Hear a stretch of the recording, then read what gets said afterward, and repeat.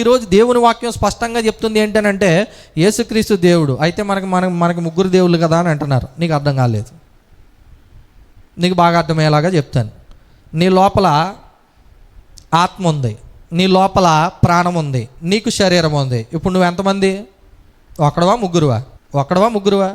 పౌలుకు కూడా అంటూ ఉంటాడు, మృతుడు ఎలాగో వస్తాడో అని ఒక ప్రశ్న వేశాడు. మృతులు ఎట్టి శరీరంతో ఏం చేస్తారు? లేస్తారు అని అన్నప్పుడు ఆయన చాలా సాఫ్ట్గా చెప్పాడు ఆ విషయాన్ని. ఓ అవివేకి అన్నాడు. ఎందుకన్నాడు? ఓ పనికిమాలినోడు వచ్చి అడుగుతాడు ఎలా లేస్తారు అని. నువ్వు విత్తినది చచ్చితేనే కానీ అది ఏమవుదు, బ్రతికింపబడదు కదా. చచ్చిన దాంట్లో నుంచి ఎలా వస్తుందని నువ్వు అడగలేవు. కానీ చచ్చిన దాంట్లో నుంచి వస్తుందంటే పునరుద్ధానం ఉందని నువ్వు నమ్ముతున్నావు కదా. ఇప్పుడు కూడా నమ్ము. ఖచ్చితంగా ఇదిగో వాక్యము దేవుడై ఉన్నాడని చెప్తుంది. ఆయన నిరంతరము స్తోత్రార్హుడై ఉన్నాడు, సర్వాధికారి అయినటువంటి దేవుడై ఉన్నాడు అనే విషయం నీకు అర్థమవుతుంది. ఆ వాక్యంలో ఉన్నటువంటి ఏకత్వాన్ని నువ్వేం చేయి? అర్థం చేసుకో. దైవత్వంలో ఉన్నటువంటి ఏకత్వాన్ని నువ్వేం చేయి? అర్థం చేసుకో. కానీ ఈరోజు సమాజం ఏం చేస్తుంది?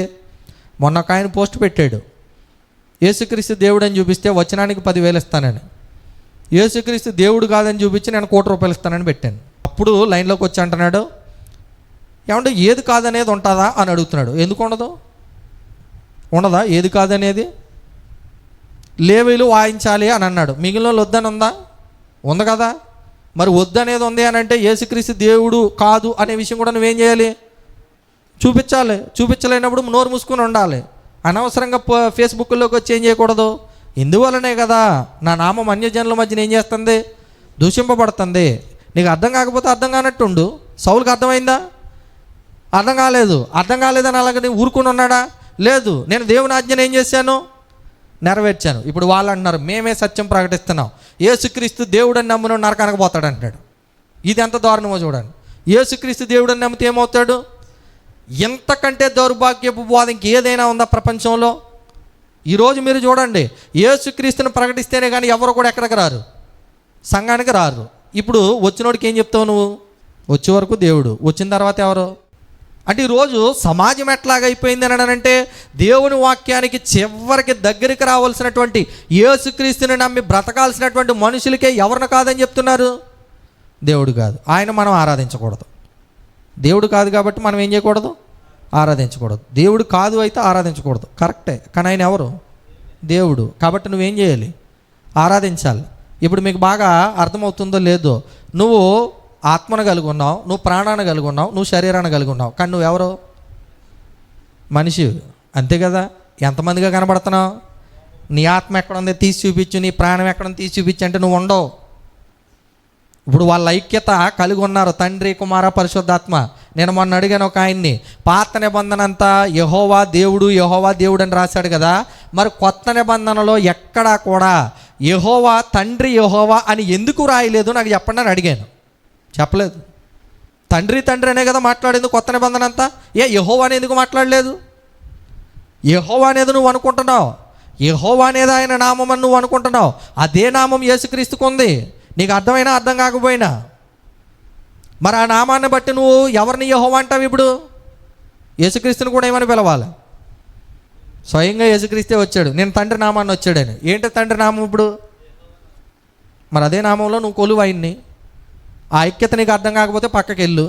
కానీ తప్పుడు బోధలు మాత్రం ఏం చెయ్యొద్దు. అందుకే అన్నాడు, ఒక్క బోధ నిమిత్తం నువ్వేం చేయి? పోరాడకపోతే అనేక మంది తమ రక్షణను ఏం చేస్తారు? పోగొట్టేసుకుంటారు. ఈరోజు మీరు బాగా ఆలోచన చేయండి, ఇజ్రాయేలీల్ని పాపంలోనికి నడిపించడానికి బిలాము చేసినటువంటి బోధ ఏంటనేది మీరు ఎప్పుడైనా గమనించారా? అయ్యా శపించు అని బాలాకు అడుగుతున్నాడు. అడిగితే ఆయన ఏం చెప్పాడు అని అంటే, దేవుడు నన్ను చంపబోయాడు, నేను చేయవలసింది ఏమీ లేదు, ఇజ్రాయేలీలు నువ్వేం చేస్తావు అంటే విగ్రహాల వైపుకి తిప్పు, దేవుడే వాళ్ళని నాశనం చేస్తాడన్నాడు.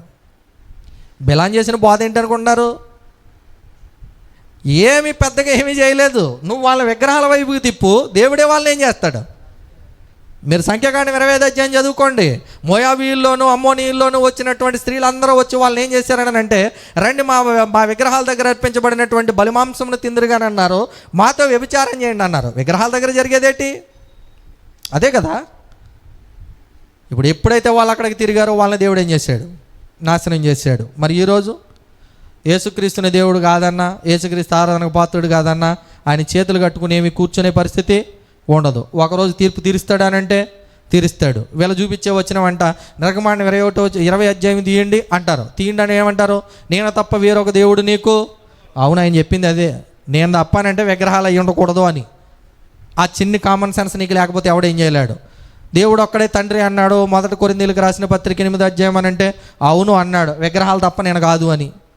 మరి ప్రభు ఎక్కడి నుంచి వచ్చాడండి అని అంటే ఒక్క వచనం మాత్రం చాలామంది సమాధానం చెప్పలేని వచనం ఏంటి అని అంటే వీళ్ళ ప్రభు అని అంటే మనకి ప్రభువుగా నియమించాడండి, మనకు ప్రభువుగా నియమించాడండి అని అంటారు కదా. 2వ అధ్యాయం కనుక మనం మార్కు సువార్త చూడగలిగితే చెప్తూ ఉంటాడు చూడండి. 2వ అధ్యాయం 27వ వచనాన్ని కనుక మనం చూడగలిగితే ఈ వచనానికి ఈ సందర్భానికి కనుక సమాధానం వాళ్ళ దగ్గర దొరికితే యేసు ప్రభు ఎవరనేది వాళ్ళకి అర్థమవుతూ ఉంటుంది. చూడండి, చెప్తూ ఉంటాడు 2వ అధ్యాయము 27వ వచనాన్ని కనుక మనం చూడగలిగితే, మరియు విశ్రాంతి దినం మనుషుల కొరకే నియమింపబడింది కానీ మనుషులు విశ్రాంతి దినం కొరకు ఏం చేయలేదు. మనుషుల కొరకు ఏం నియమింపబడింది? విశ్రాంతి దినం. ఇప్పుడు అంటూ ఉంటాడు 28వ వచనం, అందువలన మనుష్య కుమారుడు విశ్రాంతి దినమునకు ప్రభు అయి ఉన్నాడని వారితో. ఏ దినానికి? విశ్రాంతి దినానికి ప్రభు అంటే ఇప్పుడు నువ్వు మాట్లాడుతున్నటువంటి అర్థాలు రాజు, పరిపాలకుడు అని మాట్లాడుతున్నావు కదా. ఇప్పుడు ఆ పరిపాలకుడు ఎవరు? యేసుక్రీస్తు. దేనికి? విశ్రాంతి దినానికి. అంటే వాళ్ళ అర్పణలన్నీ తీసుకున్నది ఎవరు? ఇప్పుడు యేసు ప్రభు. వాళ్ళు అర్పించారు, తీసుకున్నాను అని ఆయన అంటూ ఉంటే నేను తీసుకోను, నేను అర్పించను, ఆయన తీసుకోవడని చెప్పడానికి నువ్వు నేను ఆర్గ్యుమెంట్ లేదు ఇక్కడ.